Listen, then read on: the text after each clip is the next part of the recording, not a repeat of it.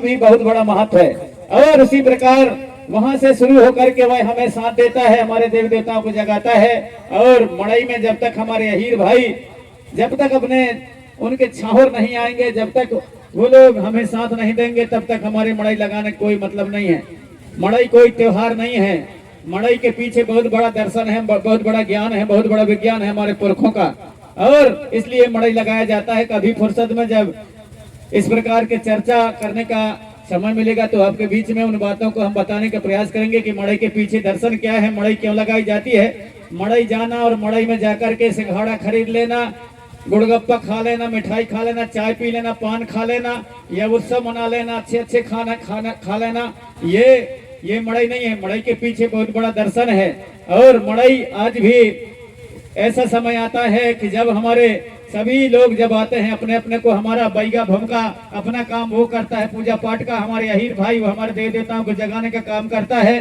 साथ ही हमारे जितने भी वर्ग के लोग होते हैं सब अपने अपने काम उस मड़ई में अपने अपने सहयोग प्रदान करते हैं, तब ये मड़ई कहलाता है। और उसके पीछे मड़ई देवी की पूजा पाठ किया जाता है, मड़ई देवी की गोंगो किया जाता है, जिसका पालन आप यहाँ पर सब किए हुए। और ये कोई आज का नहीं है, कल परसों का नहीं है, 2 4 10 20 साल का नहीं है, हजारों हजारों सालों से हमारे पुरखा लोग इसके करते चले आ रहे हैं। और जब मड़ई पहले हम मड़ई लगा लेते हैं, इसके बाद हमारे कोई भी लड़का लड़की की शादी ब्याह किया जाता था पहले, अब तो सब धीरे धीरे भूलते गए और कभी भी शादी ब्याह कर लेते हैं। लेकिन शादी ब्याह बरसात के बाद, मड़ई लगने के पहले कोई भी लड़का लड़की के शादी ब्याह नहीं किया जाता।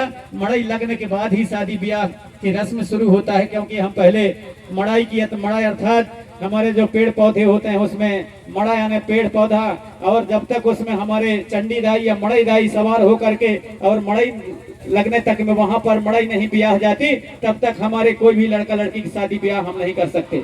ये हमारे प्राचीन काल में हमारे मानता रही है, हमारे पुरखा लोग उसको मानते थे, लेकिन आजकल हम सब कुछ भूलते जा रहे हैं। इसलिए अक्सर मैं कहता हूं कि जिसे हम मानते हैं उसको जानते नहीं, और जिसको हम जानते हैं उसके बारे में मानते नहीं। तो ये मड़ई कोई त्योहार नहीं है, मड़ई कोई पंडु पावन नहीं है, ये एक बहुत बड़ा दर्शन है जो हमारे पुरखा लोग प्राचीन काल से करते चले आ रहे थे। अतः मड़ई लगाने की परंपरा और व्यवस्था बहुत प्राचीन काल से चली आ रही है। जब इस पर कभी फुर्सत में टाइम मिलेगा तो इन चर्चा बिंदुओं पर चर्चा करेंगे, क्योंकि ये मनोरंजन करने का या हमारे नाच गान के समय है। हमारे जो कलाकार आए हैं उनको आप सभी सुनेंगे, देखेंगे और उनके विचारों को अपने साथ लेकर के जब अपने घर जाएंगे तो ले जाएंगे, ऐसा आप सभी से आग्रह करना चाहूंगा। क्योंकि हमारे तेकाम जी ने, हमारे जनपद अध्यक्ष महोदय जी ने आग्रह किया था कि आपको आधा घंटे के लिए क्यों न हो कि मामा जी आना ही है, इसलिए उनके बातों को मानते हुए आप सभी क्षेत्रवासी, आप सभी ग्रामवासियों के और बातों को मानते हुए आपके बीच में आकर के आप सभी के चरणों का दर्शन करने का सौभाग्य प्राप्त हुआ मुझे। और अपनी कुछ और बातें आगे न बढ़ाते हुए, कभी समय रहेगा तो विस्तार से बहुत चीजों पर चर्चा करेंगे। अतः आज और कुछ न कहते हुए अपनी वाणी को यहीं पर मैं विराम देना चाहूंगा। हमारे कलाकार तैयार हैं अपनी प्रस्तुति देने के लिए। मैं चाहूंगा हमारे चेला लोगों से, हमारे कलाकारों से कि वो अपनी प्रस्तुति प्रस्तुत करने का कष्ट करेंगे। आप सभी को सहृदय सेवा जोहार। मड़ई दाईना हमारे गुणवाना स्वर लहरी के लिए जोरदार ताली बजा करके स्वागत करेंगे और अपने विचार के माध्यम से और जोहरनी सुमरनी के माध्यम से समस्त सर्व शक्तियों को और आह्वान किया। देवी और देवता गीत और संगीत को सुनकर के भाव भरुआ के रूप में साक्षात दर्शन दिए। और जो चंडी दाई है इसके बारे में कम से कम शब्दों में और अपने विस्तार रूप से समझाने का प्रयास किया, समाज को बताने का प्रयास किया। और ऐसे विचारों को आप हम सब सुन करके, गुन करके और अपने व्यवहारिक जीवन पर अमल करेंगे। इस प्रकार से इन विचारों को सुन करके आप सभी को सीख लेना चाहिए और निश्चित तौर पर इनके विचारधारों से आप सभी को जागृति प्रेरणा मिला होगा, ऐसे हमें आशा है, ऐसे हमें विश्वास है। और इसी के तत्पश्चात जो गीत की प्रस्तुति किया गया, सबला सेवा जोहार, सबला सेवा जोहार और बावनगढ़ के जोहरनी सुमरनी गीत पर खुश होकर के, प्रसन्न होकर के, और आप हैं हमारे परम सम्मानित आदरणीय जगेश मरावी, आप हैं जबलपुर हाई कोर्ट से चल करके आए हैं, और आप हैं हमारे परम सम्मानित आदरणीय जगत मरावी।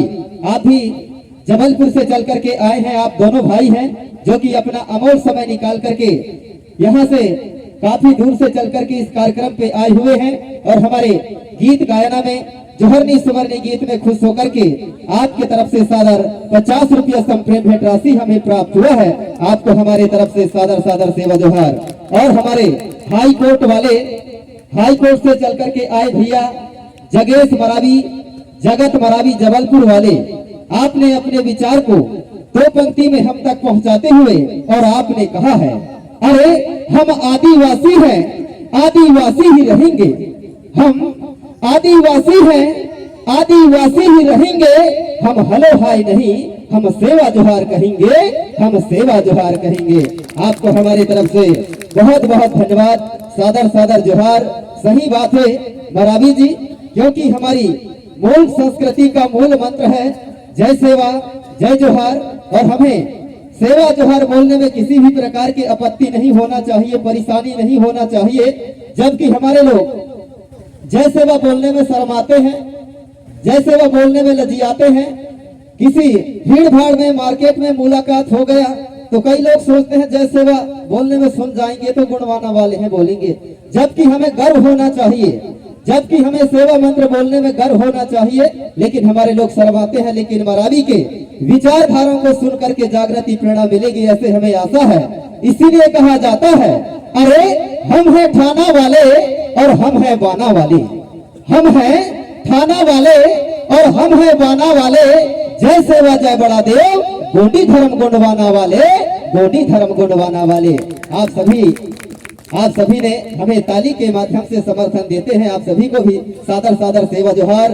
उसी प्रकार आप हैं परम सम्मानित आदरणीय माखन सिंह मरावी, पूर्व सरपंच महोदय, ग्राम पंचायत धमनी, आपके तरफ से भी सादर 50 रुपया संप्रेम भेंट राशि हमें प्राप्त हुआ है। आपको भी हमारी तरफ से सादर सादर सेवा जोहार। और हमारे धमनी वाले पूर्व सरपंच महोदय माखन सिंह मरावी, आपने मरावी जी की आवाज में पुनः गीत सुनने के लिए आपने अनुरोध किया है। कितना मैं गाऊं कतना बताऊं, का होगे एम और कोया, अपन धर्मला भुला डारे दोस्त। और इस गाना की प्रस्तुति अवश्य मरावी जी के माध्यम से सुनेंगे, आपने गुजारिश किया है और हमें अवगत किया गया है कि हमें जानकारी मिला है ग्राम पंचायत पाली के सरपंच यहाँ विराजमान हुए हैं और हमारी सभा के संचालक, और उन्हें स्वागत अभिनंदन करने कष्ट करेंगे, हमें अनुरोध किया गया है।